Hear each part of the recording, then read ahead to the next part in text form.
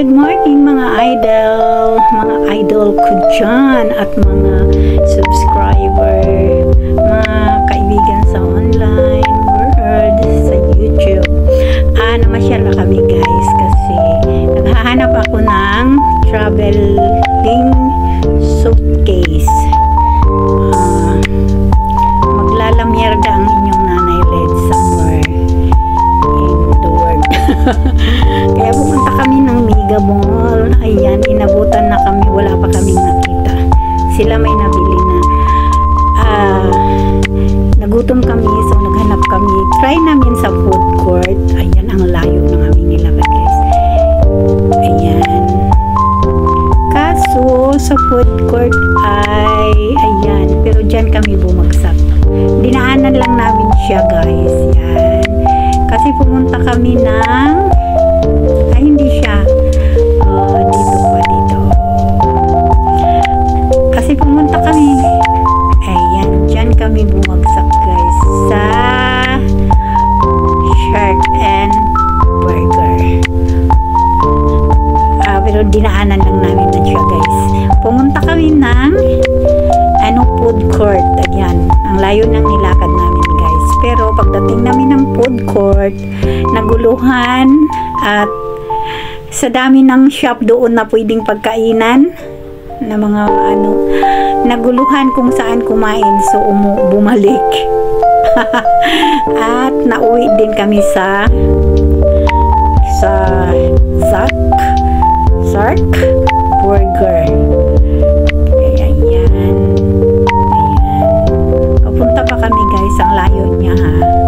Marami pa kaming mga shops na nadaanan, ganun. Para kaming nag-walking tour. Nanakit ang tuhod ng inyong lola, ganun. Pero ganun talaga. Yan. Follow the leader. Ika nga. Hindi ako ang leader kasi hindi ako ang gumastos. Shout out kay Catherine Alan Balayan na sponsored ko sa aking mga bibilhing OOTD. Ang layo niya guys ha, ang layo.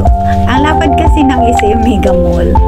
Kaya yan, nandito kami sa ground floor. It is ground floor o aywan ko, first floor.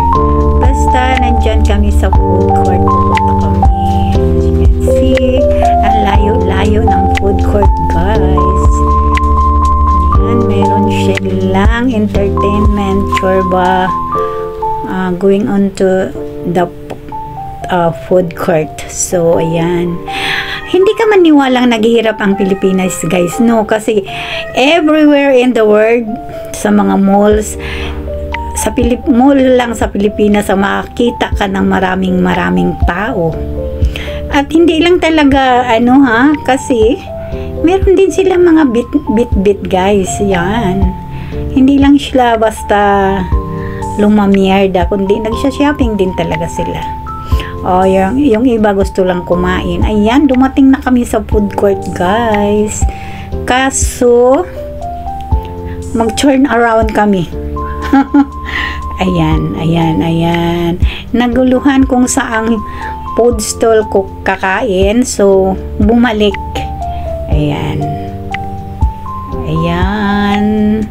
Naguguluhan kung saan, sa dami ba naman ng mga resto dito sa food court. Ayan.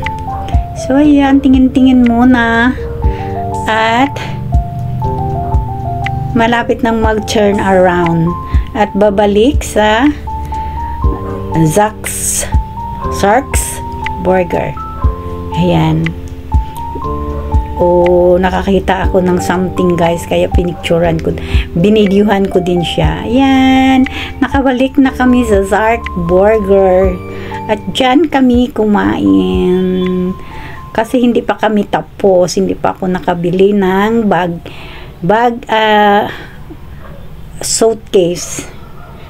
Ayan, ang aking apo at ang aking isa pang apo.